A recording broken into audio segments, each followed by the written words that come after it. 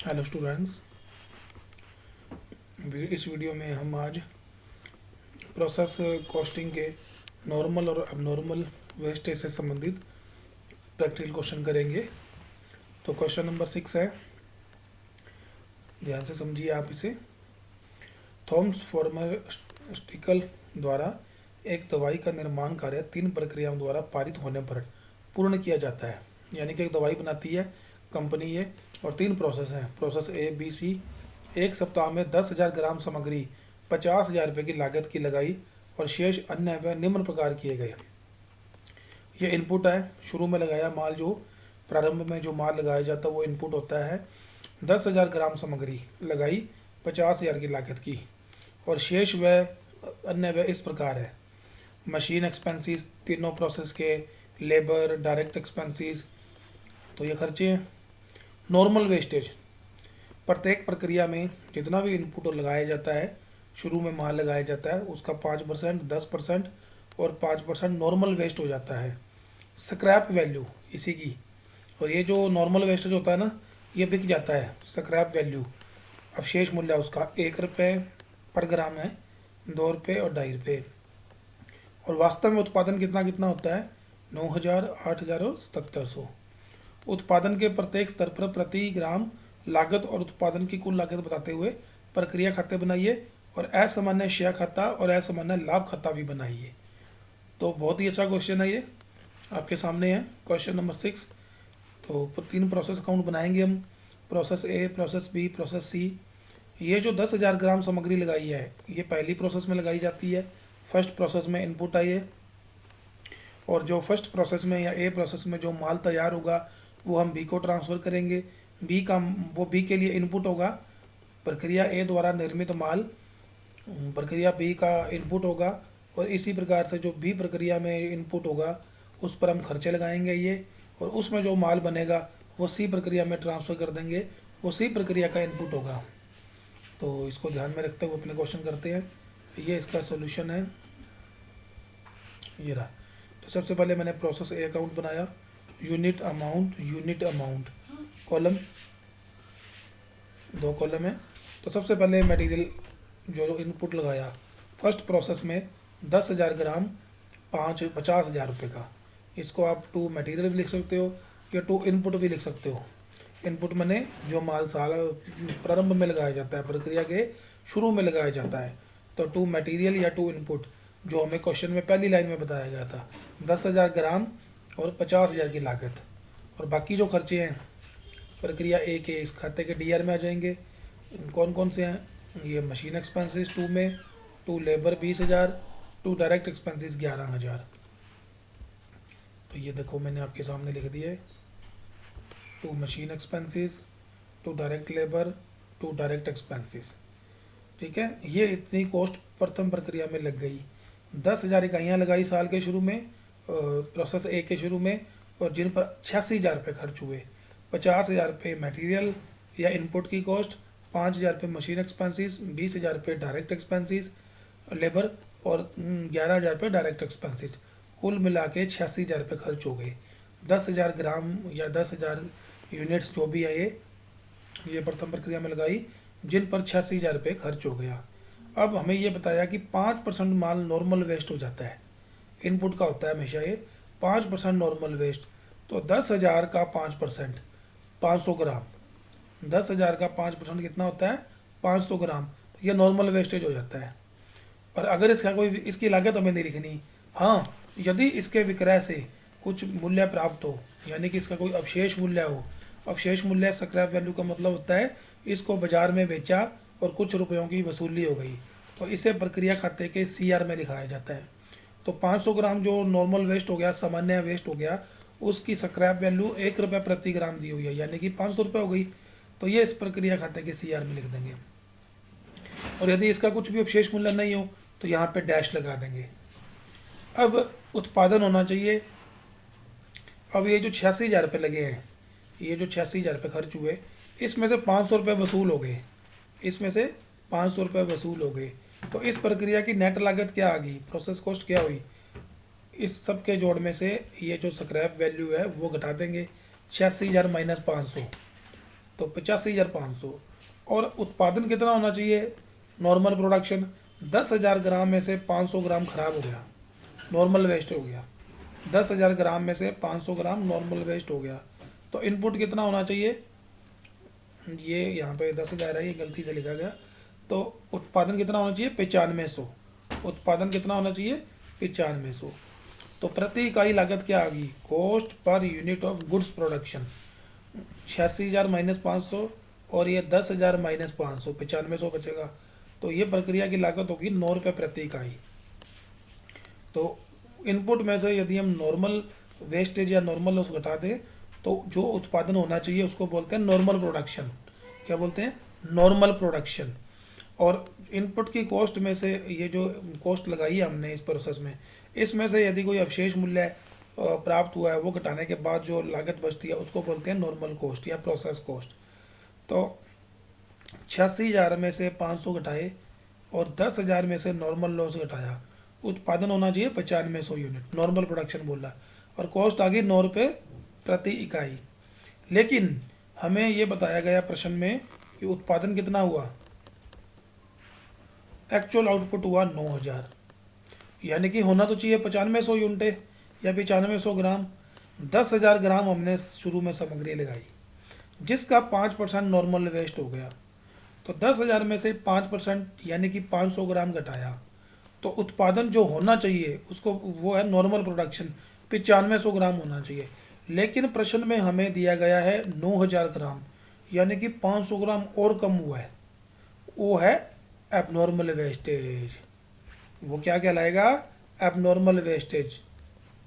ये छठा क्वेश्चन था, 500 ग्राम जिसकी लागत क्या है, 9 रुपये प्रति इकाई के हिसाब से 4500 रुपये, जिसकी लागत 4500 रुपये, जिसका मूल्य है 4500 रुपये। और बाकी जो 9,000 माल ग्राम बचा वो किस में ट्रांसफ़र करेंगे, नेक्स्ट प्रोसेस में, by transfer to B process. 9,000 gram जिसकी लागत मूल्य क्या है, 81,000 रुपये, जिसका लागत मूल्य 81,000 रुपये, ये मैंने यहाँ समझाया है। अब प्रोसेस बी में आ जाइए।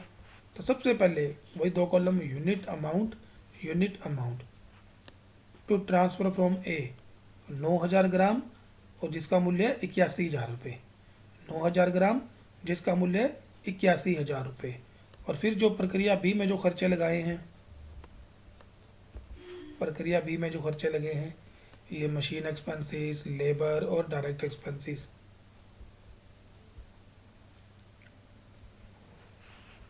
मशीन एक्सपेंसेस, डायरेक्ट लेबर और डायरेक्ट एक्सपेंसेस। तो प्रक्रिया बी में यहाँ पर 9,000 ग्राम माल पे इतने खर्चे लग गए, इन सब का टोटल आएगा ये 1,29,600। ये इन सब का टोटल जो भी आएगा। अब प्रक्रिया बी में भी जो माल लगाया जाता है उसका 10% नॉर्मल वेस्टेज हो जाता है, उसका 10% नॉर्मल वेस्ट हो जाता है, और जो 2 रुपये प्रति ग्राम के हिसाब से जिसका स्क्रैप वैल्यू दी हुई है। तो अभी चलते हैं वापिस।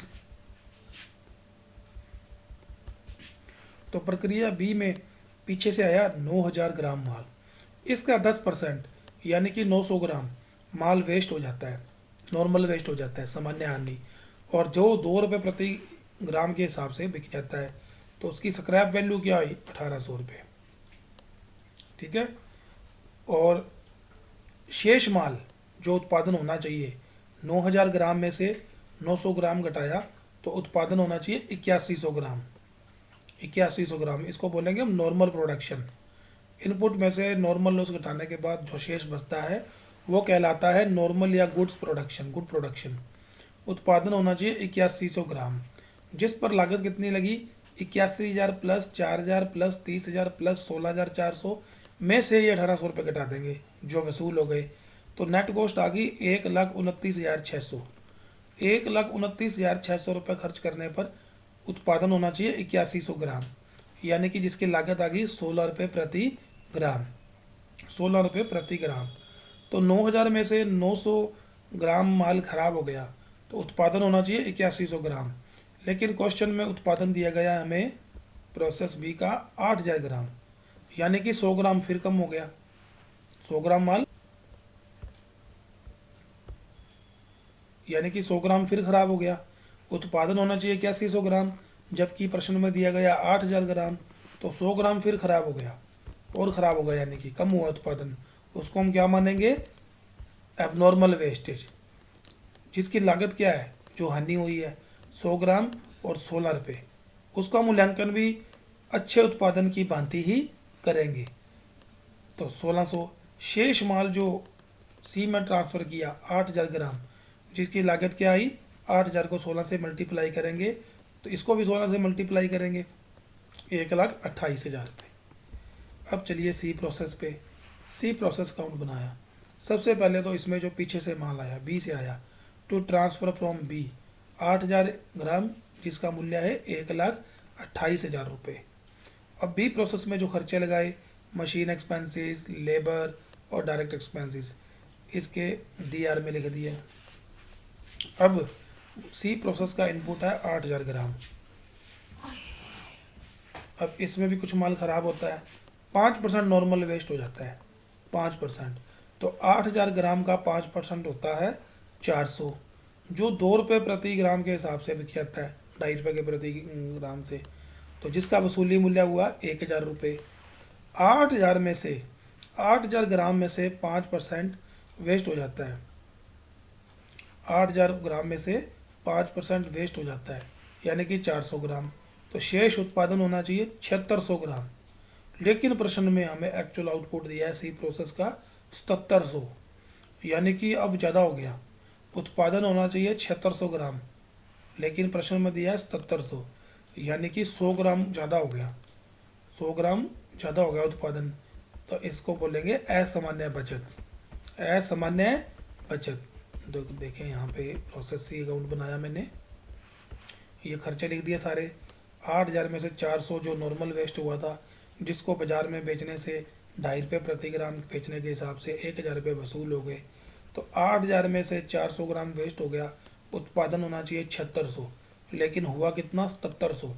तो 100 यूनिटें ज़्यादा बन गई, यानी कि पहले तो उनका मूल्य निकालेंगे।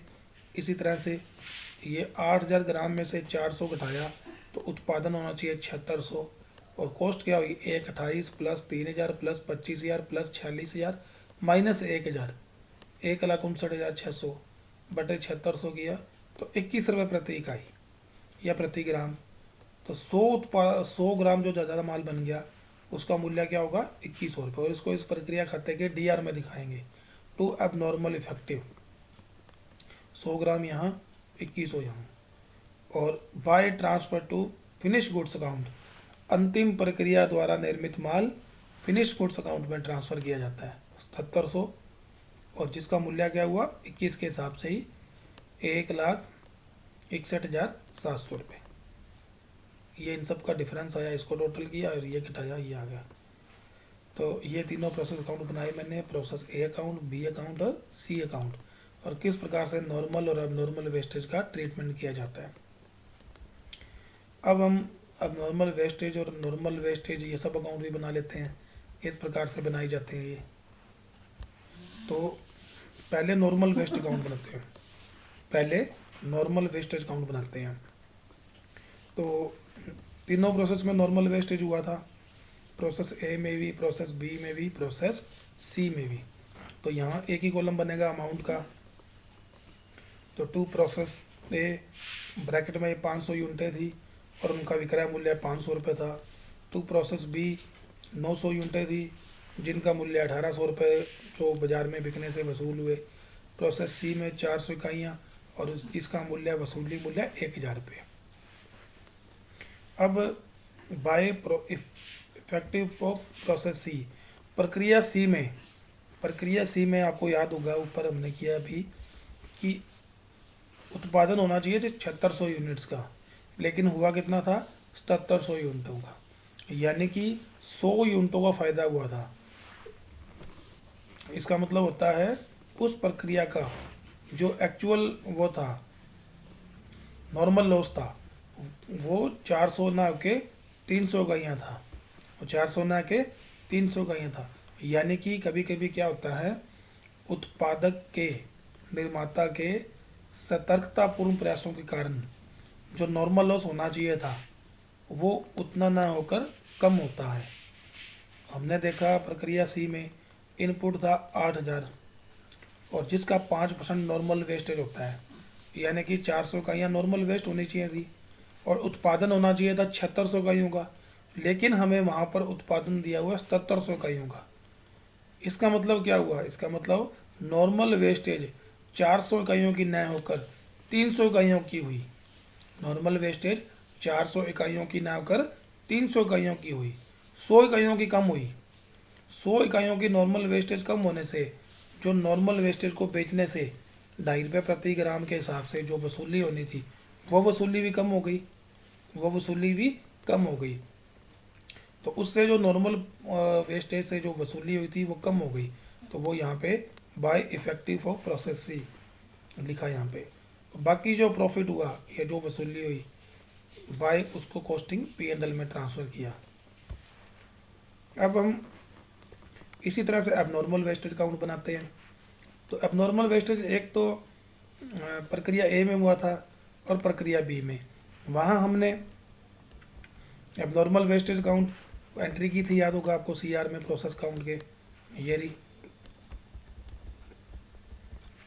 ये रहा। तो ये उस एबनॉर्मल वेस्टेज के 2 में आ जाएगा, ये एंट्री भी उस खाते के 2 में आ जाएगी। ये देखो ये रही 2 प्रोसेस ए, इकाइयाँ ब्रैकेट में 500 इकाइयाँ जिनका मूल्य था 4500, बी में 100 इकाइयाँ नॉर्मल वेस्ट हुई थी जिसका मूल्य था 1600। अब जो ये हानि हुई है 6100 रुपये की, इसमें से जो प्रक्रिया ए और प्रक्रिया बी में नॉर्मल वेस्टेज को बेचने से जो वसूली हुई उससे ये हानि कम हो जाएगी। तो उसी प्रोसेस में जिसमें हुआ है, तो प्रोसेस ए में ये जो 500 इकाइयाँ वेस्ट हुई, इसकी हानि जो उसको उसके नॉर्मल वेस्टेज को बेचने से हुई थी उस सीमा तक ये हानि कम हो जाएगी।